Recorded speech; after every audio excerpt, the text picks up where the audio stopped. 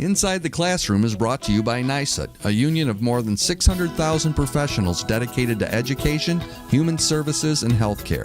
NYSUT is proud to partner with parents in advocating for what students need. We stand for excellence in public education from preschool through post-grad. Find us online at nysut.org.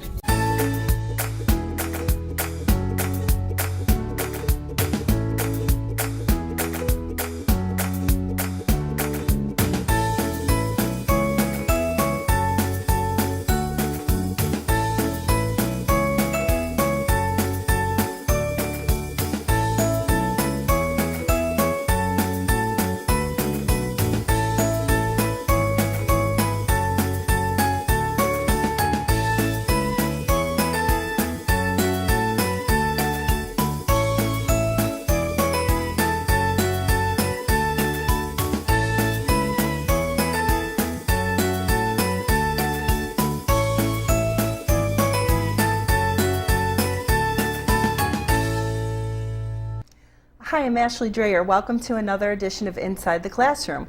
I'm here today with Matt Chimera, an advisor and a social studies teacher in the Big Picture program in the Kenton School District. And I'm also here with Ann Blank, program coordinator for Big Picture. Welcome. Thank you. Thanks for having us. So tell us a little bit about what Big Picture is. For our viewers that may not have heard of the term Big Picture, what is it? Well, about 7 years ago, our district was looking to improve graduation rates, like I think everybody is, and Ann and I were asked to be on a committee to look at possible things that could improve graduation rates. And we came up with a number of things, but the biggest one, and maybe the most aggressive one, was bringing some sort of a non-traditional program to our district. So that kind of set the wheels in motion, and we started to look at non-traditional schools around the area, around the state. And we ended up going with Big Picture. And you want to talk about? Well, Big Picture Learning is a worldwide program. There are Big Picture schools all over the place. It was started about 20 years ago with Dennis Litke and Elliot Washer. And they were two educators who felt that the traditional way of learning and teaching was no longer really relevant and no longer really working. And their idea was to get students out into the real world to learn and to base their learning on interests and passions. And as a result of that, you will get like lifelong learners and people and students who are really invested in their education and their learning. So 20 years ago, the first year, or a little more than 20 years ago, the first school opened in Rhode Island, and it kind of just goes from there. But when we were given the opportunity to go look at programs, we were so thrilled when we actually went to our first Big Picture program, because it was so different than any of the non-traditional programs we had gone to, which basically the other ones looked more just like small schools of traditional schools, and this one everything was different, and that's what we thought would really make a difference in improving the the graduation rate. And so how many years have you had Big Picture program in Kenton now? This is our 6th year. And has it improved graduation rates? Has it worked? What do you think? I can speak to that a little bit. Our graduation rates between the two high schools, when this all first started, were in the low 80% graduation rate. That would be a 4-year graduation rate with a Regents diploma. And since we've opened, and a couple initiatives have also, been instituted, but I attribute a large part of it to Big Picture. Our graduation rates are now in the low 90s. So wow. There's That's been somewhere huge between improvement. Depending on the high school, somewhere between an 8 and 10% increase in graduation rates. Now, how is this program different from? Have you ever heard of the AVID program, or did you look at any other programs, or know how this is different, or was this just something right away that you thought, okay, this is something we should bring, or did you look at other non-traditional programs before you decided on Big Picture? Were there a few kind of contenders in the running for models to use, Or was this always what you honed in on at Kenton? We did look at other programs, and there were some good ones out there. I think the thing that sold us on Big Picture is that Big Picture has what they call distinguishers from other types of programs, and a couple of them really, I think, caught our eye. Every student that comes into Big Picture starts out in an advisory. So our 9th graders, which I have this year, are the 101 advisory, and then the 10th graders would be the 201s, 301s, and 401s. And as the advisor of this group, that group's with me a good part of the day. We have independent work time together. We have an actual advisory period together where we discuss current events kinds of things, or whatever, TED Talk kinds of topics and issues. So that's, and that advisory I will stay with, those 15 students I'll stay with for all 4 years whether we're there. So it's almost like having an elementary classroom in a way in that regard, because you really get to know the kids, you really get to know the families. The families come in for learning plan meetings and eventually for exhibitions, which you'll see, that you're going to see an actual example of. Those kinds of, that was one of the biggest things I think that sold us on the program, how well you get to know the kids and basically bond with the kids. But there are other things too. Our students they're in school 3 days a week, and they're required to pass all the Regents exams that every other student in New York State's required to pass. And have to do it in those 3 days, because the other 2 days they're out in internships. They're out in the real world. Oh, they're out in the neat. community, Okay. working in businesses, or we have people with veterinarian hospitals. We have people working with buildings and grounds people in our district. So depending on what their interest is, they're out there doing that. And in addition to the Regents classes they take on Monday, Wednesday, Friday, they do independent projects that are interest-based projects. So again, one example, a young man in my class has a real interest in small engines, and he's doing an internship, actually 2 internships at 2 small engine repair shops. And in addition to that, he's doing a project on small engines in school that we then try and draw his social studies, math, science, English, all from that project is the idea. So it keeps them interested in school because it taps into their interests. So instead of dropping out, you have students that are coming to school, and you probably see almost a restart or an ignition of interest in school again, which may not have been present at the middle level. I noticed that you said you had 9th graders, 10th graders, 11th graders, 12th graders in your different advisories. So how do you determine which students will attend Big Picture? So this must happen in 8th grade at some point. You have a group of students, and about how many students do you have total in the program for grades 9 through 12? Okay, the idea of Big Picture is to keep it small, and the advisories we try to cap at 15, so it's 15 students per one advisor. And as you said, now that we've been around for a while, most of the kids are coming in from 8th grade right into 9th grade, and then most of the kids stay with us, so that really is the opportunity to enter. And it's not for everyone, because it has to be someone who's comfortable going out in the community, and someone who's interested in that, and also someone who's interested in kind of driving their own education, which a lot of the kids need a lot of help with, because it's not something they're used to, but they kind of want that opportunity. So we have more students than we actually have spots for, so it is an application and interview process to make sure that the ones that are chosen are a good fit for the program and will be able to benefit from the program, which is so different. And we kind of try to pick the best of the ones that apply. And it's open to everyone. If the students are there and then they're unhappy, we are not our own school, we are a program. So they can return to the high school if they decide that this isn't what they were hoping or wanting it to be, but that has not been the case. Most of the students, pretty much all, once they come, they buy into it, they're excited, it's all different, but it takes them a while to get used to it, but then they really, bloom. So that's great. So you have Kenmore West High School, Kenmore East High School, and then Big Picture is over at Kenmore Middle, your old middle school, because you have Ben Franklin Middle and Hoover Middle as your traditional middle schools, and then when you closed some schools, you reopened Kenmore Middle as the home of the Big Picture program? That's Is that where what we're at happened? now. We start out at another closed school, the Sheridan Building, which used to be a school over on okay. Elmwood. We started there for the first 3 years, or 4 years? 4 years. And then last year we moved to Kenmore Middle because it became available because we closed it as a middle school. So we're in there, and there's a couple other programs in there and some district offices, but we're the main part of the school, part of it in there. That's great. Well, I'm excited to take a look inside the classroom and see an exhibition and see some kids in their internships and really get a first-hand view of what Big Picture is. Who educates and assists our state students, provides medical care and support, and strengthens our communities?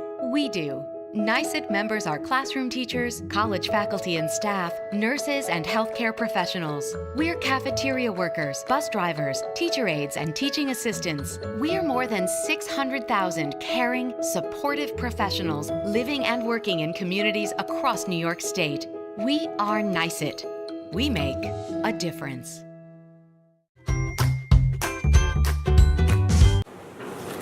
Suspect pool is kind of the opposite of a victim pool. So instead of talking about the victim, you're going to be talking about the suspect. So a lot of things they talk about is, like I said, their mental history is one of the things. They do a lot of talking about, where the victim could work. If he shows remorse, maybe he's doing this because something that happened in his past. But they do a lot of talking about what could possibly be the suspect could be like, physical appearance, or also mental and working on things like that. So they find connections like that and see if they can narrow down the suspect pool to a certain place, certain type of person, just so it's a lot easier to catch the person. It can be based on physical evidence. It can be based on witness testimony. There's a lot of things you can base it off of. A lot of people believe that anxiety and panic attacks or anxiety attacks are the same thing, but they're actually not. Panic attacks, they're both induced by and associated with anxiety disorders, but panic attacks usually aren't specifically based on a trigger that induces the attack itself. So you can be sitting there and not really know exactly where the source of the panic attack can come from. Or an anxiety attack is usually at the spot, the trigger is happening, and the situation is in progress, and it induces the attack. So before I got hired at Big Picture a couple of years ago, well actually more than a couple, some of you have been in my office and have seen a picture and might know that I did some improv comedy. Let me explain a little bit about what improv comedy is first and why it was helpful for me and what it can do for you. Improv comedy, improvisational comedy, means that you are making things up as they happen. And the number one rule, and the only rule in improv, is that word not, or any version of that negativity, does not exist. No, not, can't, doesn't exist. The only rule you really have in improv is, and I was just telling somebody about this last week, is a two-word rule, yes and. That's the rule to improv comedy. So no matter what happens in improv, your response to it is, yes, you agree with it, and you add something to it. So in improv comedy, I did it for many years. If someone came up to me and called me Janice, then I say, oh yes, all of a sudden I am Janice, and I add to that. I'm Janice, the cleaning lady. And you just add on to it, and you do whatever comes up. You accept what someone gives you, and then you move on with it. We're not going to jump right into improv comedy games because that could be a bit of a challenge for everybody. But I have some warm-up things that we did when I was in comedy sports that will really challenge your thinking. And it will challenge your thinking and make your brain work in different ways. And this is why improv is so good for so many people, because it really makes you think on your feet, especially when you have to present. Oh, you guys all just did that. So this can help you when you're thinking and talking, instead of just making or adding or whatever to your presentation. When you're constantly thinking about what you're going to say next and listening to what other people are saying, you can add to it without any problem. So today, what we're going to do is we're going to all stand up. What we're going to do is a very simple task called zip, zap, zop. And it's very easy. You just have a small group of people stand in a circle. And with your whole hand, not just your finger, your whole hand, you point at somebody. And the reason why it's your whole hand is so it's very clear who you're pointing to. One finger sometimes people aren't paying attention to. When it's your whole hand and your whole arm, people see who it is. And you point to somebody and you say zip. You're passing that to them. When that person that you pointed at hears you say zip, they have to point at somebody else, not you, somebody else, and go zap. And then when you do that, that person has to point at somebody else and say zop. And you keep doing that, zip, zap, zop, passing it to each different person. Yes, sir? Oh, come on up. You point to anybody you want. I say zap, right? You say zip, then the next person says zap. I go zip. No, you gotta say zip.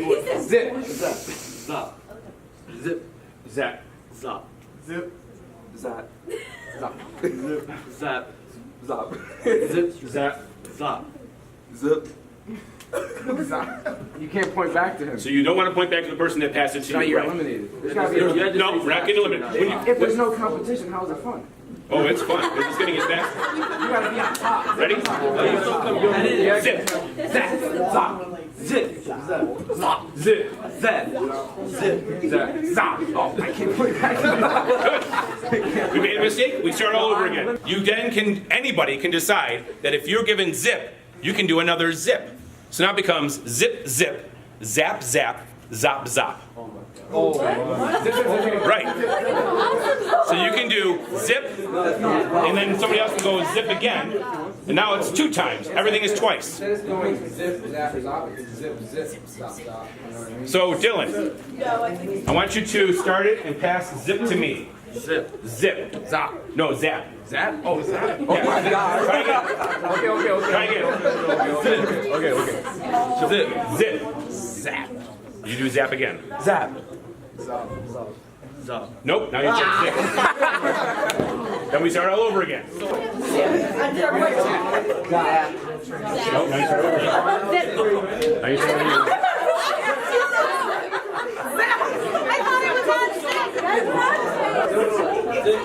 All right, guys, take a seat right where you are. Take a seat right where you are. So, we are out of time for Pick Me Up today. What we're going to be doing is heading back up to advisories. On Friday, we were talking about, the last thing we talked about, I think, was after listening to the song we listened to, we talked about characteristics that Hamilton possessed, right? And as we got through the song we were listening to, there was one line in the song where he kept talking about his shot. What did we say that he meant by that? He was, isn't his shot to be George Washington's right-hand man?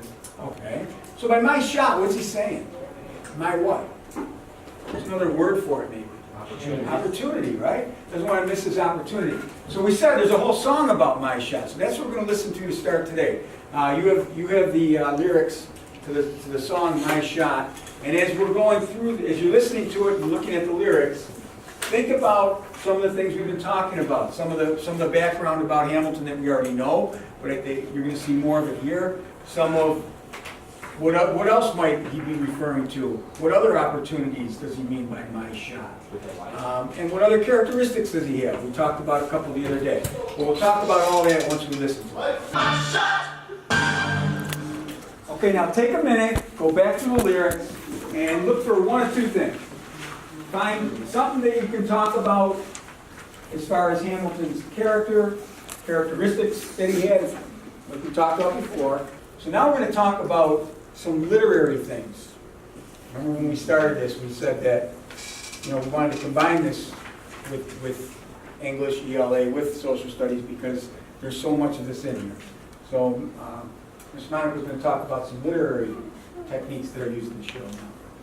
Okay, so guys, what's so cool about Hamilton is there's been plenty of musicals that have talked about history, all right? But none of them have the type of songs that make it so accessible, meaning, what does that mean when it's a very accessible musical?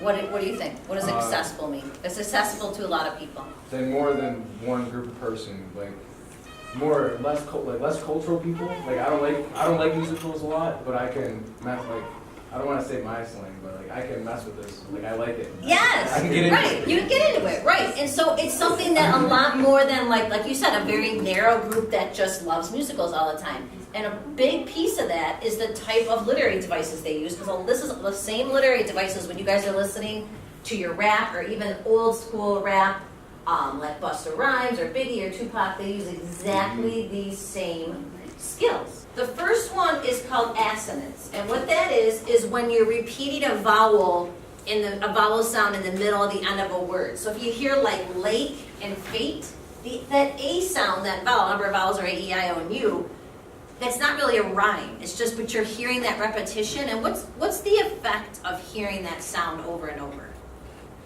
What does it do when you hear a song and you're hearing something repeated? A sound or a word or a phrase? Well, it could be rhyming depending on what it is, but if you hear any sound repeated, it draws your, what were you going to say? You remember it, right, you remember it. It gives it a beat, it draws your attention Makes me to move my feet a little bit. it. It does, and Mr. Chimera does like to bust a move, so you might have to watch out. Okay, so consonance is the same thing as assonance, except it is a consonant being repeated. So if you see like pitter and batter, those T's and the R's are being repeated, but they don't really rhyme, okay? Batter and pitter don't really rhyme, okay? But they just have those sounds, but again, it draws your ear to that. Now a rhyme, everyone knows what rhyming is, but how to differentiate it between these two is it has vowel sounds and consonant sounds are the same. Now bed and said, even though this isn't the same letter, said and bed is that same E sound, okay? So bed and said is rhyming, and that's used in a bazillion poems, and you guys know that one. Alliteration is repeating sounds right in the beginning. What we're going to do is we're going to go through my shot now, and we're going to try and find examples of assonance, consonants, rhyme, and alliteration. See, I never thought I'd live past 20. Where I come from, some get half as many. Ask anybody why we living fast. When we laugh, reach for a flash, we have to make this moment last. That's plenty. Woo! Very nice, Jordan. Okay, so we say ask anybody why we live in fast and flask. That's alliteration, line 120, because fast and flask is the same line. You can rely on your union. We're always by your side, safeguarding your workplace rights, advocating for fair pay and benefits, and ensuring you have a voice on the job. You work hard. Isn't it nice to know your union works hard for you? You and your union. Together, we stand up for our students. We strengthen public education and healthcare. Together, we make a difference. Okay, we're back on Inside the Classroom with Matt Chimera and Ann Blank from the Big Picture program in the Kenmore Tonawanda School District. Matt, tell us a little bit about when you first started Big Picture. Did you have any training? I know that you said earlier you visited a school called Lafayette Big Picture near the Syracuse area. So tell our viewers a little bit about what kind of training did you need in order to begin a whole new program? Well, after we decided to buy into the Big Picture model, we were assigned a mentor, and the principal, Susan Osborne, who is the principal at Lafayette, was assigned to be our mentor. So she visited our school twice a year. I think it was 2 days each time for the first 3 years we were in existence, and basically observed what was going on for the 2 days, worked with our classes and our students, and then she would meet with us and discuss a report that she would fill out as far as how we were doing and where we could go for there. So there's a lot of support in that way. There's also a national conference every summer called the Big Bang, and it moves around the country, and we attended that a few times, and there's a ton of support there. That you're there for 3 or 4 days, and there's all kinds of workshops and classes that go on, and that really has been a big help over the last couple of years, being able to do that. So you would recommend attending the Big Bang Conference. It was a valuable conference to attend, and I know it's so important as new teachers, now you've been teaching how many years now? 37, I think. 37 years. So you've been everything from an elementary school teacher, right, to middle, high wrestling school. coach, you've done football coach, you've done it all. So, but yet you still had a mentor for this new role. And isn't it exciting that you can teach 37 years and begin something new? And it's a whole Well, Ann will tell you I still have a lot to learn. So yeah, that's great. So I think that's what a lot of our we've been excited about is at this point in your career to be able to do something that's so exciting and to see so many students fall in love with in school again. It's just really and it must amazing. be very gratifying because you're helping, you're helping kids that are those. We often call them in education gray area kids. We often say, what are we going to do with the kids that might not make it? What are we going to do to help them either get a Regents or a CDOS or be able to go out into the community and be working? And so this is really something that And honestly, I targets those had no kids. intention of teaching at this school. I was just on the committee to help get it going, and I was more looking at retirement at this point. But once I saw how neat this program was and the possibilities of this program, I thought, well, it's something I really want to do. So That's great. Now, if there's other school administrators out there that are watching or teachers that may be interested in looking into a big picture program for their district, how can they get in touch with you? Okay, well, I can be reached at Chimera Middle School, which is 716-8403, and my direct extension is 32337, and also at a blank, BLENK, at ktufsd.org. And we would be happy to have visitors come check it out, see what we do every day. It's so different, and you wouldn't even be able to kind of imagine what it would be like until you actually see it in action. So we welcome people. Great. All right. Thank you so much for joining us today on this edition of Inside the Classroom. thank you for having us. Thank you.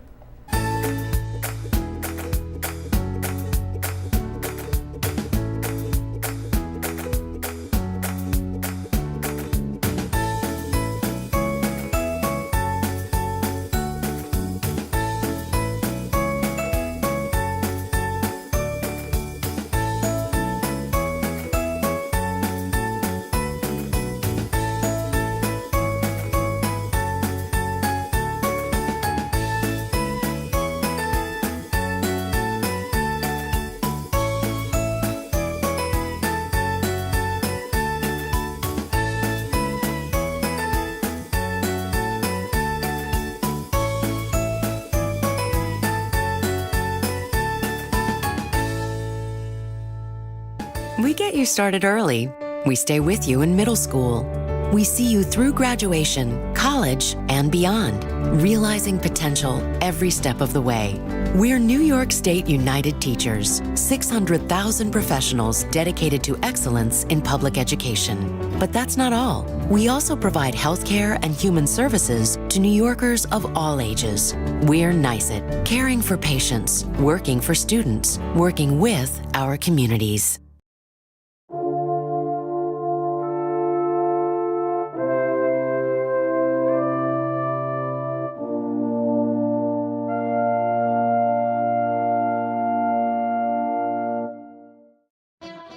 Inside the Classroom is brought to you by NYSET, a union of more than 600,000 professionals dedicated to education, human services, and healthcare.